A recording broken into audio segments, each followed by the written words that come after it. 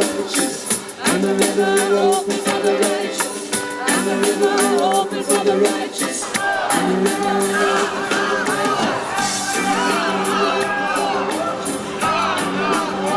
for the righteous. Interfaith Communities United for Justice and Peace, ICUJP, has for over a decade followed a clear vision to organize communities of faith and conscience in support of peace, justice, and human dignity in the face of war and intolerance, compelling religious communities across the country to stop blessing war and violence by speaking truth to power, to whomever is in power.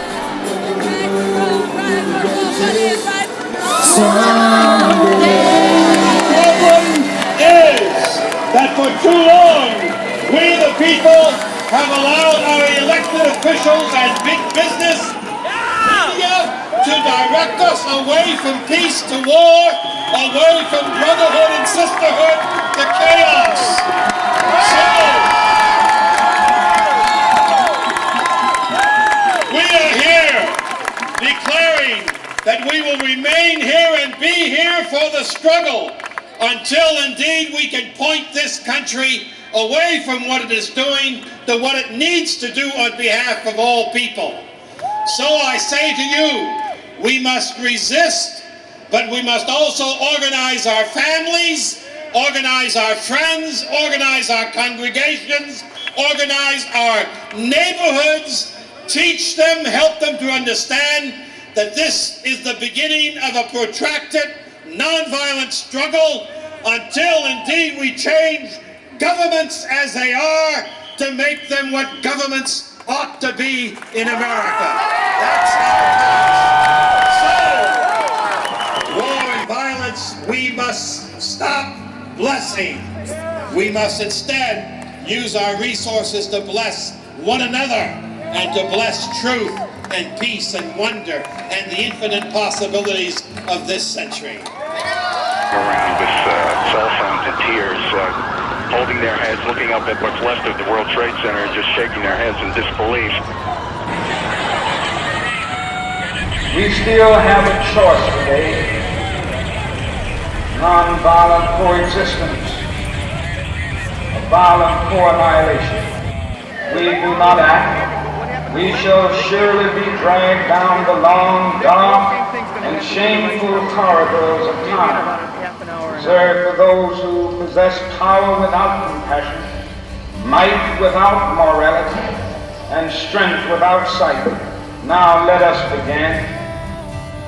It was in those dark days of 9/11 that Interfaith Communities United for Justice and Peace was founded.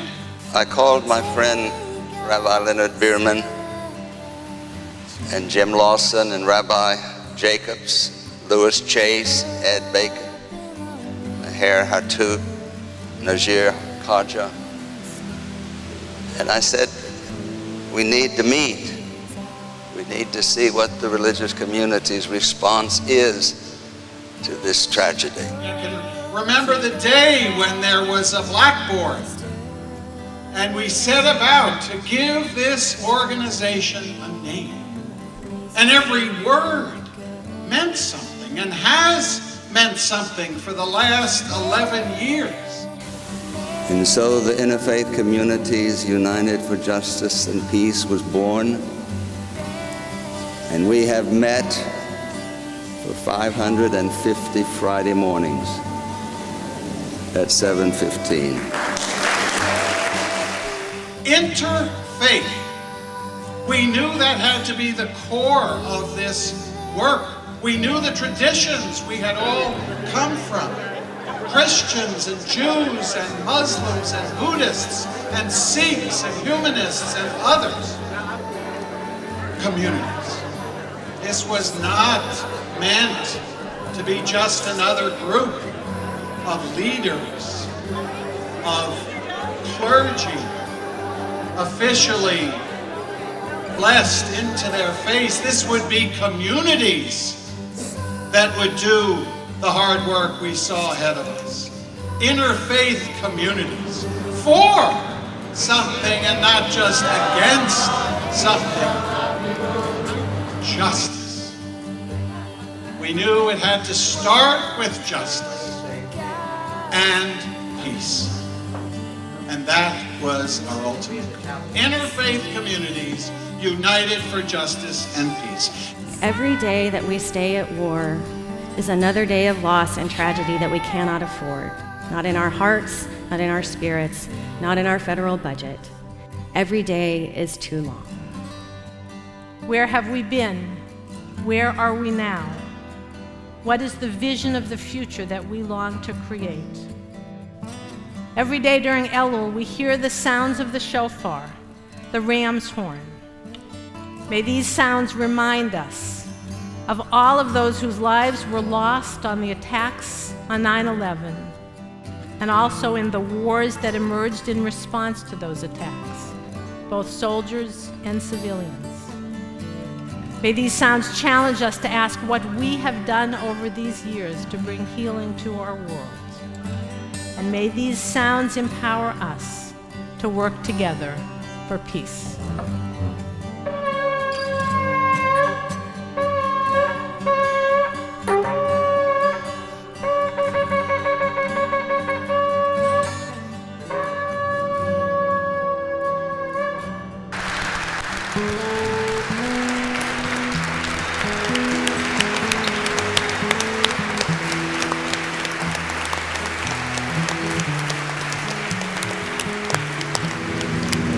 $4 trillion for the wars, and 41% of our children live in poverty in the United States of America.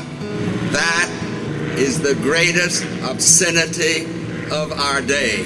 We say make jobs, not war, make sense, not war, make art, not war, make anything, not war.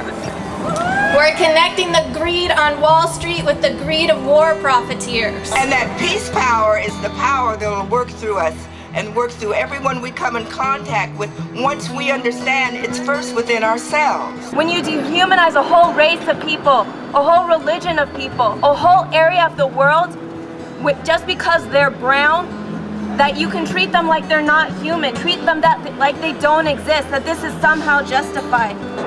But this is not just about my community of faith. It's not about my community of faith that's being affected by all of this. It's about my community of conscience. And we're called, all of us, to a different vision of the world, a vision in which the essential dignity and humaneness of every human being, whoever they may be, every human being is honored. We, in the field of religion, call that being made in the image of God, the divine essence of every human being. We shall not be moved just like a tree that's standing by the water. I want to urge that we put aside all the political fancies about these days, and instead we unite around the notion that we must get in the way of the forces of spiritual wickedness that would reduce this country to an oligarchy and end the experience of self-government towards the destiny of every man and every woman. Subsequent to an arrest is going to occur. We shall not be moved. We will walk in peace. We shall not be moved just like a tree that's standing by the water. We shall not be moved. For over 11 years, ICUJP has consistently developed campaigns to expose and counter unbridled militarism and violence through public demonstrations, acts of civil disobedience, and organizing educational efforts against immoral and unconstitutional policies of torture, drone warfare and assassinations, ongoing human rights violations, and domestic spending policies that have created deep economic disparities in our society. From its inception over a decade ago, ICUJP has been focused on teaching nonviolence and building a culture of peace. Today, ICUJP remains committed to its core mission that religious communities must stop blessing war and violence. In September 2012, at a gala reception and ceremony, ICUJP honored the extraordinary life and work of Reverend James Lawson with the George Regas Courageous Peacemaker Award, inspiring the capacity crowd to sustain the struggle for peace and justice.